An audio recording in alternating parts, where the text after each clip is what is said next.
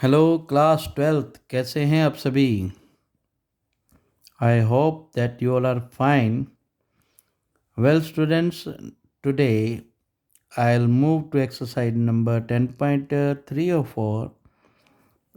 Let me check it in again. We have to do the cross product, है ना? Cross product करना है तो हमारी एक्सरसाइज नंबर है 10.4. ठीक है, तो वो करने से पहले थोड़ा सा हम इसके बेसिक्स पे बात कर लें. जैसे डॉट प्रोडक्ट होता है वैसे ही वेक्टर का क्रॉस प्रोडक्ट होता है. ठीक है, फिजिक्स वालों ने तो पढ़ा होगा. मतलब एक वेक्टर इधर जा रहा है, ये एक वेक्टर इधर जा रहा है, ये इन दोनों पर ये परपेंडिकुलर वेक्टर बना दिया जाए. ऐसे कुछ इस तरह से. अंगूठा नहीं आ रहा, थोड़ा छोटा कर देते हैं, अब आ जाएगा. देखो, ये वाला वेक्टर और ये वाला वेक्टर एक दूसरे के परपेंडिकुलर है. एक वेक्टर इसके ऊपर डाल दें ऐसे, ये दोनों के मतलब आपस में तीनों म्यूचुअल परपेंडिकुलर वेक्टर हो जाते हैं. ठीक है ना? पहले तो ये म्यूचुअल परपेंडिकुलर वाली बात आपने हमेशा याद रखनी है. तो एक और एग्जांपल देख लो. जैसे ये वेक्टर एक है ए, एक वेक्टर ये है बी. अब ये परपेंडिकुलर नहीं है, लेकिन अगर एक इनके पर ऐसे वेक्टर खड़ा कर दिया जाए, वेक्टर सी, तो ये सी वेक्टर इस पर भी परपेंडिकुलर होगा और इस पर भी परपेंडिकुलर होगा. तो ये कैसे निकलता है कि अगर मैं वेक्टर ए और वेक्टर बी का क्रॉस प्रोडक्ट कर दूं तो ये इन दोनों पर परपेंडिकुलर वेक्टर निकलता है. इस बात को हमेशा याद रखना. रख पाओगे? बिल्कुल रख पाओगे यार, इंटेलिजेंट बच्चे हैं सारे आजकल के. अब बात आती है how to find A cross B. पहले आपको ये चार्ट समझना है. आई जे के, इस पे जैसे ही आई जे से क्रॉस प्रोडक्ट होता है तो हमें देता है के कैप. जैसे जे क्रॉस के होता है तो ये हमें देता है आई. ऐसे ही जब हम के क्रॉस आई करते हैं, मैं कैप नहीं बोलता हूँ यार, आदत नहीं पड़ी हुई, तो पर आप भावनाओं को समझो, वेक्टर जे बन जाएगा. बात क्लियर? अच्छा, इसमें अगर इनका ऑर्डर चेंज कर दें, जे क्रॉस आई कर दें, तो ये माइनस के हो जाएगा. ठीक है जी, बात क्लियर? अब समझो, आई क्रॉस आई क्या होगा?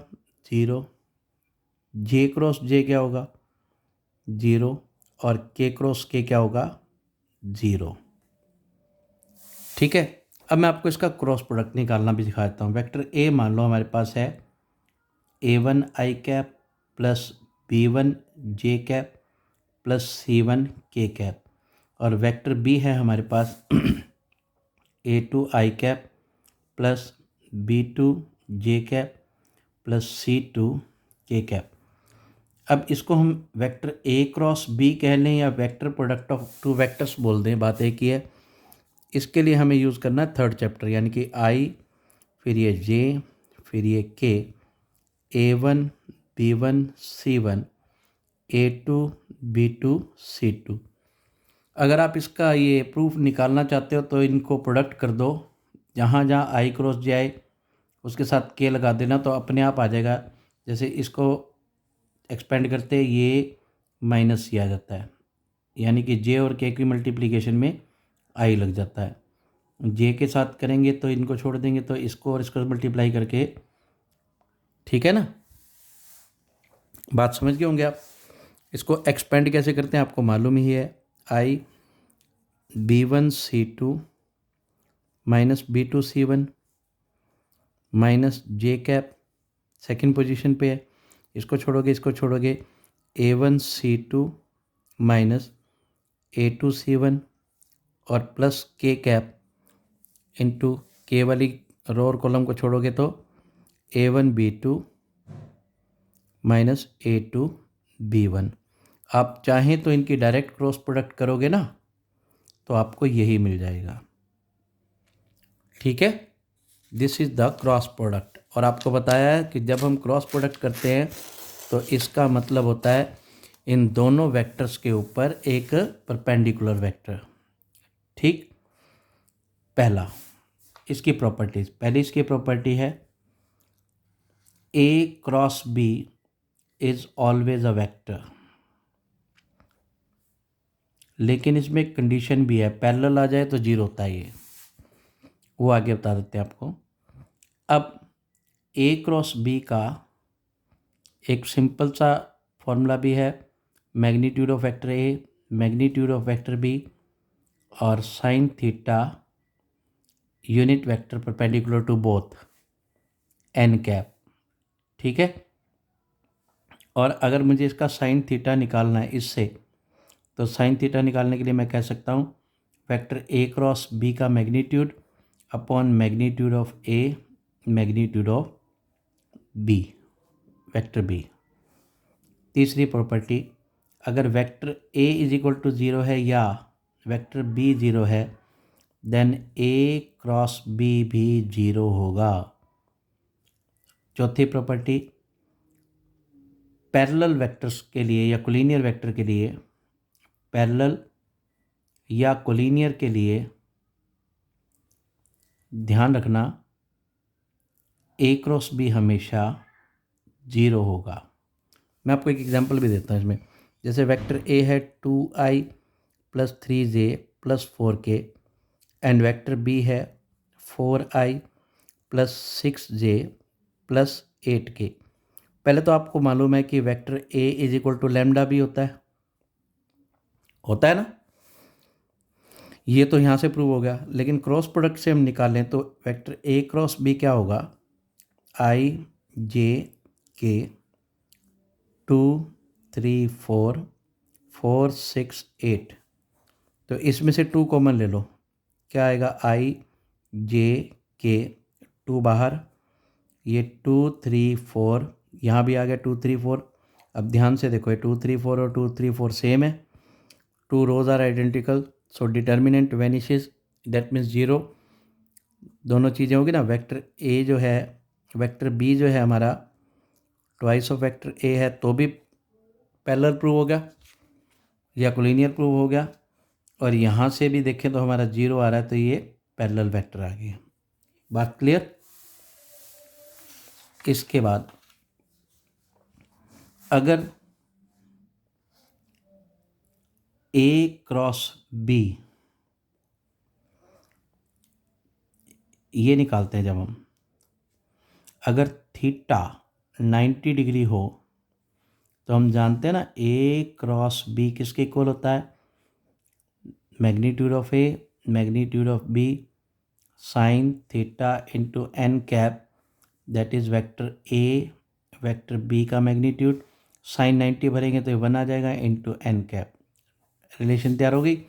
अगर थीटा है 3π/2 तो A cross B will be equal to magnitude of A magnitude of B sine 3π/2 into N cap, और साइन 3π/2 होता है, कितना होता है, -1 होता है, तो ये नेगेटिव हो जाएगा।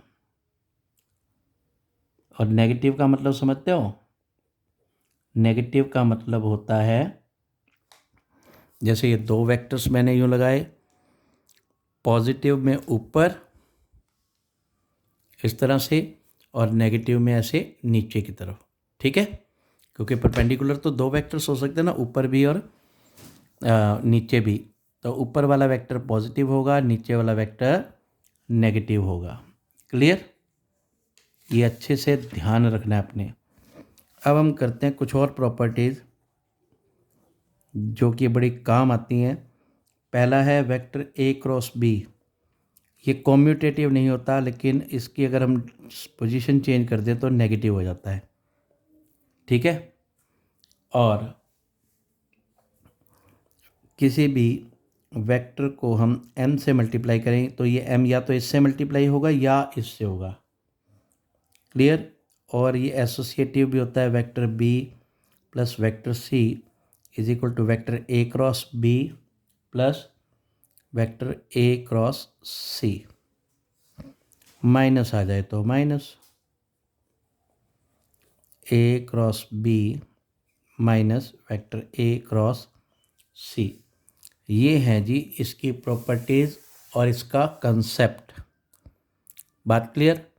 अब हम करेंगे एक्सरसाइज नंबर 10.4। 10.4 के भी सारे क्वेश्चन करने की मुझे यानी कि करवाने की ज़रूरत नहीं है, क्योंकि सिंपल कॉन्सेप्ट के बेस पर आप इसे आसानी से कर सकते हैं। ठीक है, चलिए अब हम करते हैं 10.4 एक्सरसाइज। एक्सरसाइज 10.4। चलिए 10.4 में फर्स्ट क्वेश्चन क्या है, if vector A is equal to I cap minus 7j cap plus 7k cap and vector B is equal to 3i cap minus 2j cap plus 2k cap, तो find करना vector A cross B का magnitude. पहले तो हम ए cross B निकाल लेते हैं। आई जे के कोफिशिएंट इनके 1 माइनस 7 7 3 माइनस 2 और 2। जैसे ही आप इसे एक्सपेंड करोगे तो क्या आएगा, आई cap minus 14 plus 14 minus J cap 2 minus 21। देखो ना ये इधर गया, ये 2 माइनस 21 प्लस के cap into minus 2 plus 21 again, ये गया ये, ठीक है। ये आ जाएगा 0 आई कैप प्लस 19 जे कैप प्लस 19 के कैप। अब ए क्रॉस बी का हमें क्या निकालना है, मैग्नीट्यूड। तो ये हो जाएगा 19 का स्क्वायर प्लस 19 का स्क्वायर अंडर द रूट, जो होता है 19 अंडर रूट 2। ठीक है जी, क्लियर। बड़ा ही आसान है पहला क्वेश्चन तो। ऐसे ही अब सेकंड क्वेश्चन देखेंगे हम। सेकंड क्वेश्चन में कहता है find a unit vector perpendicular to both vector A plus B and vector A minus B, where vector A is given as 3i cap plus 2j cap plus 2k cap and vector B is given i cap plus 2j cap minus 2k cap. पहले तो आप a plus B निकालोगे, a plus B निकालोगे तो 4i cap cap 4j cap, ये 0 हो जाएगा। और वेक्टर a माइनस बी करोगे, माइनस करोगे तो आएगा 2i कैप और 0 और प्लस 4k कैप। ठीक है जी। अब हम निकालते हैं इनका क्रॉस प्रोडक्ट। मैंने आपको बताया था कि दो वेक्टर के परपेंडिकुलर वेक्टर कौन सा होता है, जब हम उनका क्रॉस प्रोडक्ट निकाल लेते हैं। मतलब इसको आप वेक्टर सी ले लो और इसे वेक्टर डी ले लो, तो वेक्टर सी क्रॉस डी क्या होगा, आई जे के। यहाँ आई का कोफिशिएंट है 4, जे का कोफिशिएंट है के का 0, 2 0 4। मैं इसका डायरेक्ट लिख दूँ, सी क्रॉस डी, माइंड तो नहीं करोगे, ये आ जाएगा 16i minus 16j minus 8k cap. ये तो आ गया जी वेक्टर जो इसके भी परपेंडिकुलर है और इसके भी परपेंडिकुलर है, लेकिन हमें निकालना है इसके परपेंडिकुलर यूनिट वेक्टर। तो यूनिट वेक्टर निकालने के लिए सी क्रॉस डी के मैग्नीट्यूड से डिवाइड कर देंगे, तो ये आ जाएगा 16i cap minus 16j cap minus 8k cap upon 16 square plus 16 square. वैसे ब्रैकेट में माइनस 16 लिख लो, चाहे बात एक ही है, प्लस माइनस 8 का स्क्वायर अंडर द रूट, हमारे पास आ जाएगा 16i cap minus 16j cap minus 8k cap upon इसका अंडर रूट आएगा 24। डिवाइड कर दो, आंसर। ठीक है। Now if A unit vector A makes angle pi by 3 with I cap, pi by 4 with J cap and theta with K cap. Find the angle theta। देखो आपको याद होगा मैंने आपको बताया था कि cos square alpha plus cos square beta plus cos square gamma is equal to 1। यहाँ cos अल्फ़ा है π/3 तो cos square π/3 plus cos square π/4 plus cos square theta is equal to 1। इसकी वैल्यू पुट करोगे कितनी आएगी? cos π/3 √3/2 का square plus 1/√2 का square plus cos square theta equal to 1। ये आ जाएगा 3/4 plus 1/2 plus cos square theta equal to 1। इसका LCM 4 3 plus 2 plus cos square theta equal to 1। cos square theta आ जाएगा 1 माइनस 5/4। यहाँ एक मिस्टेक हो गई, यहाँ पर 1/2 आना था। मैं सॉल्व कर रहा था तो मुझे लग रहा था कुछ ना कुछ गड़बड़ हुई है। Minus 3/4 is equal to 4 LCM 4 minus 3 cos theta की वैल्यू आ जाएगी 1/2 और थीटा की वैल्यू कितनी बन जाएगी 60 डिग्री या π/3। ठीक है, ये हमारे पास आ गया π/3। तो हमारे पास L यानी कि उनकी डायरेक्शन रेशियोज या डायरेक्शन कोसाइन जब निकालते हैं तो L क्या होगा? cos अल्फ़ा यानी कि cos π/3 1/2 M यानी कि cos beta is equal to cos π/4 second angle 1/√2 N यानी कि cos gamma is equal to cos π/3 ये भी 1/2। तो आंसर हमारा हो जाएगा 1/2 i cap plus 1/√2 j cap plus 1/2 k cap. ठीक है ना? इस तरह से हमारा क्वेश्चन नंबर कितना हो गया? ये क्वेश्चन नंबर 3 कंप्लीटेड। ठीक है, अब हम करते हैं question number 4। Vector A minus vector B cross vector A plus vector B prove करना है twice of vector A cross B। आसान है ये तो बिल्कुल। A को इससे करेंगे तो A cross A plus A को B से करेंगे तो A cross B minus B cross A minus B cross B। A cross A यानी कि दो A के वेक्टर को अगर जो क्रॉस प्रोडक्ट करें तो 0 होता है plus vector A cross B। मैंने स्टार्टिंग में आपको प्रॉपर्टी बताई थी कि अगर इनकी पोजीशन चेंज होती है तो इनका ऑर्डर भी चेंज हो जाता है और इसका साइन चेंज होता है, मतलब डायरेक्शन चेंज होती है। -0 ये हो जाएगा 2A cross B। Very easiest answer. This is the question number 4। ऐसे ही 5th क्वेश्चन है, आपको वेक्टर को क्रॉस प्रोडक्ट करके 0 की इक्वल रखना है।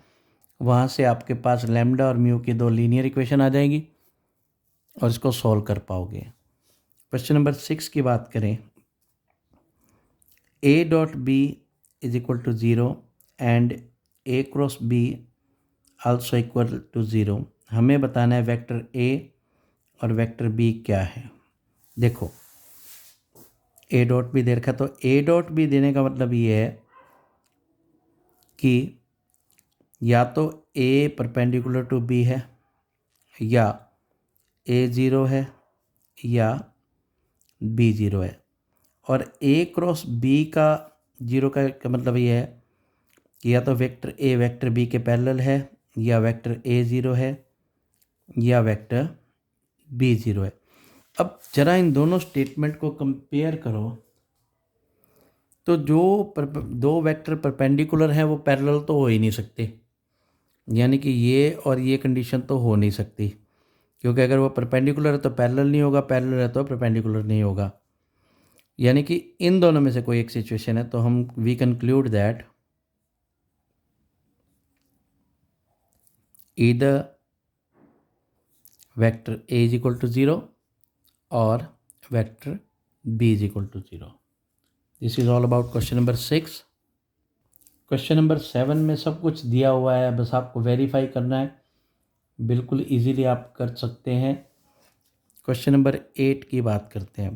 क्वेश्चन नंबर 8 है हमारे पास, either vector A is equal to 0 or vector b is equal to 0, then a cross b will be equal to 0 or not।